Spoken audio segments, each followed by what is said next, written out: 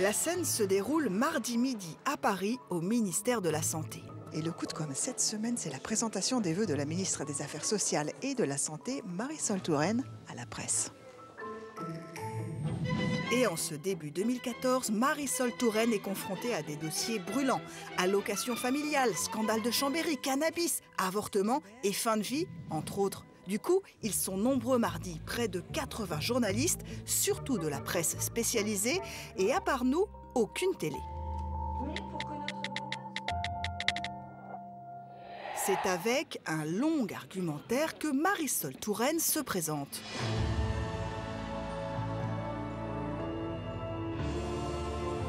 Elle expédie ses vœux pour dérouler sa politique générale 2014 et tout y passe.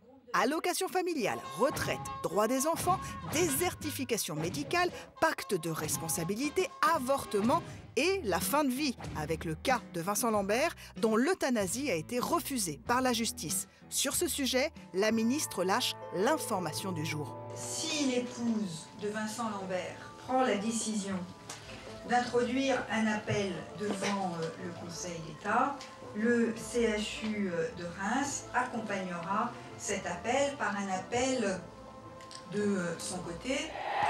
Ensuite, la ministre va refuser le jeu des questions-réponses officielles. Pas de questions, madame la ministre? Non.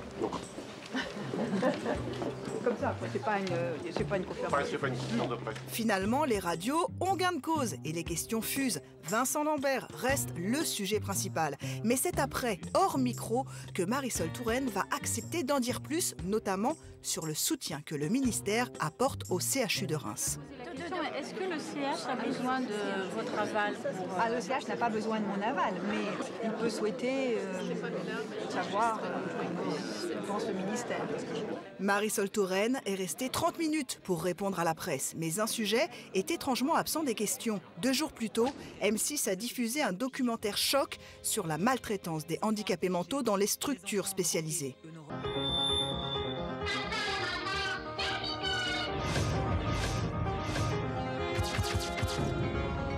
Pour moi, on est très loin de la dignité humaine.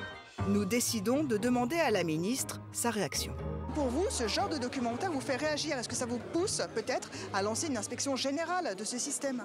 Chaque agence régionale de santé doit inspecter, vérifier, contrôler l'ensemble des établissements qui sont sur son territoire. Finalement, ça ne sert à rien. C'est ce que je repose ma question finalement, parce que vous aviez déjà commencé à inspecter, c'est ça? Oui, mais c'est pas parce qu'on a commencé à inspecter que les documentaires sont inutiles. Non, je ne dis pas ça, mais c'est toujours utile d'informer. C'est pas un déclic. C'est toujours utile d'informer, ça n'est pas un déclic pour le gouvernement qui, encore une fois, a une politique résolue et régulière d'inspection des établissements de santé. Pas de déclic, et pourtant, M6 nous a prévenu qu'un membre du ministère de la Santé était présent à la projection en avant-première du documentaire. Nous interpellons la DIRCOM de Marisol Touraine.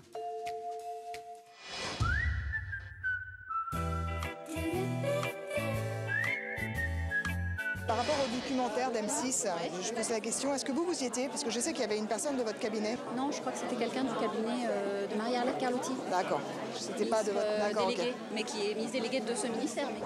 Effectivement, c'est la ministre déléguée aux handicapés, Marie-Arlette Carlotti, qui est sur le front pour désamorcer toute polémique.